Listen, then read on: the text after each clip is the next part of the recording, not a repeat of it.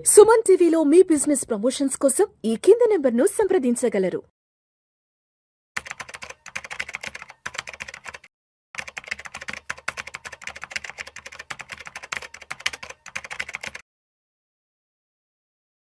Suman TV ప్రేక్షకులకు స్వాగతం. నేను doctor Anil Kumar Bachchu, certified financial ప్లానర్ని, అట్లాగే సర్టిఫైడ్ ఈక్విటీ రీసెర్చ్ అనలిస్ట్ని కూడా.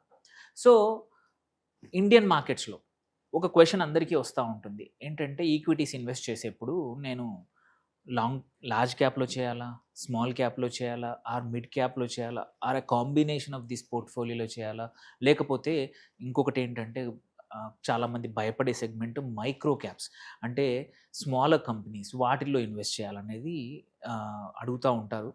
దాంట్లో ఈ లాస్ట్ పార్ట్ ఏదైతుందో మైక్రో క్యాప్స్ ఇన్వెస్ట్ చేయొచ్చా, చేస్తే ఎవరు చేయాలి, ఏ రిస్క్స్ ఉన్నాయి, అడ్వాంటేజెస్, డిసడ్వాంటేజెస్, పాస్ట్ డేటాతో సహా ఈ వీడియోలో తెలుసుకోబోతున్నారు. This is going to be a wonderful video. Micro cap investing ఎందుకు చేయాలి, చెయ్యొచ్చా లేదా అని తెలుసుకోవడానికి please watch it until the end. కుదిరితే మీ ఫ్రెండ్స్కి కూడా షేర్ చేయండి, ఎందుకంటే దీని మీద ఎక్కువగా కంటెంట్ తెలుగులో అవైలబుల్ లేదు. Then coming to first question వచ్చేసి, అందరికీ మైక్రో క్యాప్స్ అంటే ఏంటి అనుకుంటారు. సో మైక్రో క్యాప్స్ అంటే వెరీ సింపుల్. ఇండియాలో స్టాక్ మార్కెట్లో స్టాక్స్ని మనము మార్కెట్ క్యాప్ ప్రకారము రకరకాలుగా డివైడ్ చేస్తూ ఉంటాం. టాప్ 100 కంపెనీస్ని లార్జ్ క్యాప్ ఫండ్స్ అంటాము, ఆర్ లార్జ్ క్యాప్ కంపెనీస్ అంటాము. 101 నుంచి 250 వరకు వచ్చేసి మనం మిడ్ క్యాప్ కంపెనీస్ అంటాము. దాని తర్వాత స్మాల్ క్యాప్ వచ్చేసి 251 నుంచి 500, మైక్రో క్యాప్స్ వచ్చేసి 501 నుంచి మిగతా లిస్టెడ్ దగ్గర 9,500, 10,000 దాకా కంపెనీస్ ఉన్నాయి. అన్నింటినీ కూడా మనం మైక్రో క్యాప్స్ అంటాం అనమాట.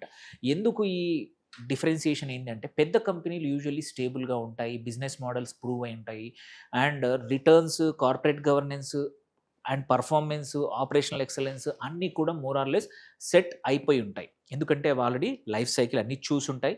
మార్కెట్ క్యాప్ పెద్దగా ఉంది, కార్పొరేట్ గవర్నెన్స్ స్ట్రాంగ్గా ఉంది, కాబట్టి మనం ఇన్వెస్ట్ చేస్తే కూడా ఎక్కువ భయపడకుండా స్టేబుల్గా రిటర్న్స్ వస్తాయి. వొలటిలిటీ కూడా తక్కువగా ఉంటుంది, ups and downs market volatility తక్కువగా ఉంటుంది. Then coming to mid caps, yes they are about to reach large cap. ఇవి కూడా పెద్ద కంపెనీలు, ఇవి కూడా మొత్తం ఇండియా వైడ్ కానీ ఆ సెక్టార్లో ఆల్రెడీ మార్కెట్ లీడర్ దగ్గరలో ఉంటాయి, and soon they will become large caps. ఇక్కడ కూడా మోర్ ఆర్ లెస్ కొంచెం స్టేబుల్గా, కాకపోతే కొంచెం వొలటిలిటీ ఉంటుంది when compare to large caps కన్నా. Then coming to small caps వచ్చేసి, ఇక్కడ ఈ కంపెనీస్ వాటి సెక్టర్లో కావచ్చు ఆర్ సైజ్ వైజ్ కూడా చిన్నవి, they will need some time. వీటికి market potential, growing potential is unlimited, but at the same time failing potential కూడా ఉంటుంది. అందుకే వొలటిలిటీ అనేది కొంచెం హయ్యర్ ఉంటుంది when compare to mid and large cap అనమాట. సో ఇవన్నిటికన్నా ఇంకా ఎక్కువ రిస్క్ ఆర్ వొలటిలిటీ అనేది మాత్రం micro caps. So micro caps ఏంటి, ఇవి చిన్న companies, they are yet to grow, you are taking a risk because corporate governance ఎలా ఉంటుండొచ్చో తెలియకపోవచ్చు, ట్రాన్స్పరెన్సీ ఉండకపోవచ్చు, బిజినెస్ మోడల్ ఒక్కోసారి ఫెయిల్ అవ్వచ్చు, స్కేలప్ దగ్గర ఆగిపోవచ్చు, ఫండ్స్ లేకపోతే సెట్ బ్యాక్స్ రావచ్చు.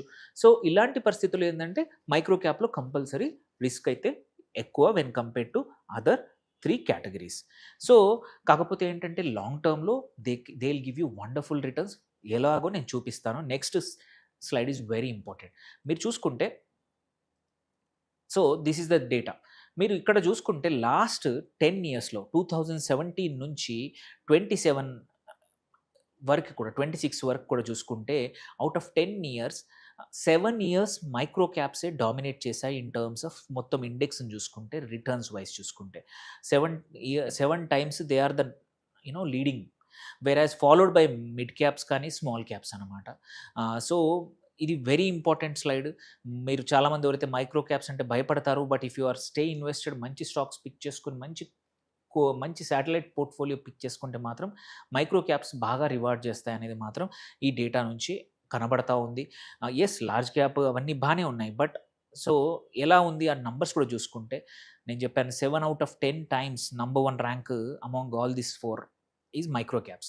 Then last 10 years CAGR index returns, this is index CAGR కూడా చూసుకున్నా 22.2%, బెస్ట్ అంటే బెస్ట్. మిడ్ క్యాప్ వచ్చేసి 18.6 ఉండింది, లార్జ్ క్యాప్ ఓన్లీ 12.8 ఉండింది, స్మాల్ క్యాప్ కూడా అరౌండ్ 15 to 16 మధ్యలో ఉండింది. సో ఈ లెక్కన చూసుకుంటే ఏంటంటే, ఎవరైతే స్టేబుల్గా లాంగ్ టర్మ్కి రిస్క్ తీసుకుంటాను అనుకున్న వాళ్ళకి మాత్రం micro caps are rewarding much much much higher when compare to large cap. దగ్గర దగ్గర డబల్ నంబర్ కనబడతా ఉంది. సో ఎవరికైతే ఓపిక ఉంటుందో, ఎవరైతే యంగ్ ఉంటారో వాళ్ళకి probably micro caps are best. So మీరు చూస్తే మైక్రో క్యాప్స్ ఎవరికి అంటే రిస్క్ తీసుకునే వాళ్ళకి రివార్డ్స్ అలాగే ఇస్తుంది. మనం తెలుసు రిస్క్ అండ్ రివార్డ్ అనేది పెండులం టైపు. మనం ఎంత ఎక్కువ రిస్క్ తీసుకొని వదిలేస్తే అటువైపు వచ్చేది రివార్డ్ అనమాట. సో రిస్క్కి రివార్డ్కి directly proportional. So indirectly proportional ఇది ఎంత ఉంటే అది కూడా అంతే ఉంటుంది. సో కాకపోతే ఏంటంటే ఇక్కడ మైక్రో క్యాప్స్ అందరికీ స్టడీ చేయలేరు. ఎందుకంటే డేటా కానీ చాలా థింగ్స్ ట్రాన్స్పరెంట్ ఉండకపోవచ్చు. అందుకే అనలిస్టులు ఎక్కువగా కవరేజ్ చేయరు ఈ స్టాక్స్ని. అట్లాగే ఇన్స్టిట్యూషన్స్ కూడా ఎక్కువగా కవరేజ్ తీసుకోవు. ఎందుకంటే వాళ్ళకి తెలియదు ఆ కంపెనీ ఎలా ఉంది, వాటి పర్ఫార్మెన్స్ ఎలా ఉంది, వాటి ప్లాన్స్ ఏంటి, ఎక్స్పాన్షన్ ఏంటి, కెపాసిటీ యూటిలైజేషన్ ఏంటి, కొత్త బిజినెస్ ప్లాన్స్ ఏంటి, మార్కెట్ ఎంట్రీ ఏంటి, ఇవన్నీ అర్థం కావన్నమాట. సో అట్లాగే అర్నింగ్స్ కూడా రీరేటింగ్ చేయాల్సి వస్తుంది. యూజువల్లీ అంత యాక్టివ్గా అనలిస్ట్ ట్రాక్ చేయరు. ఇండెక్స్ ఇంక్లూజన్ కూడా ఒక్కోసారి డిలే అవుతుంది. సో బట్ ఇందులో ఏంటంటే ప్రమోటర్స్ ఆర్ వెరీ ఇంపార్టెంట్. ఇక్కడ ప్రమోటర్స్ బాగా ఉంటే ఆ మైక్రో క్యాప్ బాగా పర్ఫామ్ చేస్తుంది. సో ఈ వొలటిలిటీ ట్రేడ్ ఆఫ్ మార్క్స్ ఇది చాలా ఇంపార్టెంట్ స్లైడ్. మనం చూసుకుంటే large cap, mid cap, small cap and micro cap compare చేస్తే మాత్రం annual return volatility is low in large caps. Compulsory స్టేబుల్గా ఉంటుంది, బట్ రిటర్న్స్ తక్కువగా ఉంటాయి. ఓకే, వేరాజ్ మిగిలిన 3 తీసుకున్నా సరే వొలటిలిటీ ఎక్కువగా ఉంటుంది. ఎట్ ద సేమ్ టైం అనలిస్టులు అంటే ఎక్కువ మంది మార్కెట్లో మాట్లాడడము, న్యూస్లో మాట్లాడడం అనేది మాత్రం లార్జ్ క్యాప్స్కి ఎక్స్టెన్సివ్గా ఉంటుంది, మిడ్ క్యాప్స్ కొంచెం మోడరేట్గా ఉంటుంది, స్మాల్ క్యాప్స్ కొన్ని లిమిటెడ్గా ఉంటుంది అండ్ యూజువల్లీ మైక్రో క్యాప్స్కి మినిమల్గా ఉంటుంది. అట్లాగే లిక్విడిటీ చూసుకున్నా సరే లార్జ్ క్యాప్లో హై ఉంటుంది, మిడ్ క్యాప్లో కూడా మోరల్లెస్ హైయే, బట్ స్మాల్ అండ్ మైక్రో క్యాప్స్లో దెర్ మైట్ బి ప్రాబ్లం రావచ్చు. ఎప్పుడైనా మనం అమ్మాలనుకుంటే పెద్ద పొజిషన్స్ తీసుకుంటే ఇబ్బంది రావచ్చు, లిక్విడిటీ ఉండదు. But long term return potential తీసుకుంటే మాత్రం they are the best small and micro cap. మా అందరికీ స్మాల్ క్యాప్ గురించి తెలుసు ఎలా పర్ఫామ్ చేస్తాయో. Micro cap even more riskier, but long టర్మ్కి they have given good data, good returns. So మనం కీ రిస్క్స్ ఏంటి ఇందులో, మనం మైక్రో క్యాప్ ఫోకస్ చేసే వాళ్ళు ఎవరైతే ఉంటారో వాళ్ళు కీ రిస్క్స్ ఏంటో చెప్పాలంటే మాత్రం ఫస్ట్ థింగ్ పక్కా లిక్విడిటీ రిస్క్. మనం అమ్మాలన్నప్పుడు ఒక్కోసారి వాల్యూమ్స్ రాకపోవచ్చు, సో అదొక పెద్ద రిస్క్.